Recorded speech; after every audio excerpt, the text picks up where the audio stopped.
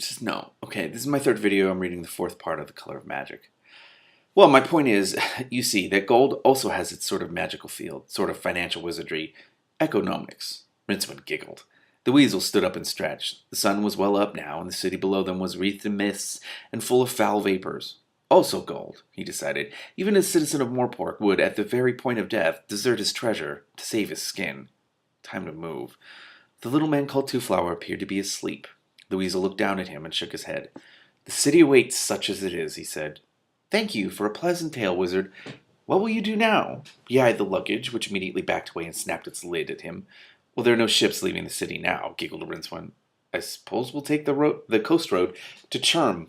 I've got to look after him, you see, but look, I didn't make it. Sure, sure, said the weasel soothingly. He turned away and swung himself onto the saddle of the horse that Bravid was holding. A few moments later, the two heroes were just specks under a cloud of dust, heading down toward the charcoal city. Rincewind stared muzzily at the recumbent tourist.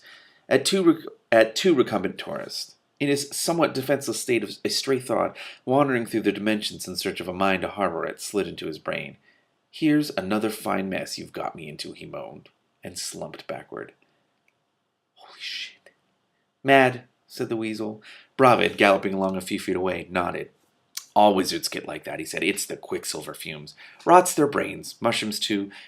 However, said the brown-clad one, he reached into his tunic and took out a golden disc on a short chain.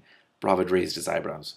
The wizard said that the little man had some sort of golden disc that told him the time, said the weasel. Arousing your cupidity, little friend. You always were an expert thief, weasel. Aye, agreed the weasel modestly. He touched the knob at the disc rim, and it flipped open. The very small demon imprisoned within looked up from its tiny abacus and scowled. It lacks but 10 minutes to 8 of the clock, it snarled. The lid slammed shut, almost trapping the weasel's fingers. Shit. With an oath, the weasel hurled the time-teller far out into the heather, where it possibly hit a stone. Something, in any event, caused the case to split. There was a vivid, octarine flash and a whiff of brimstone as the time being vanished into whatever demonic dimension it called home. What did you do that for? Said Bravid, who hadn't been close enough to hear the words. Do what? Said the weasel. I didn't do anything. Nothing happened at all. Come on, we're wasting opportunities.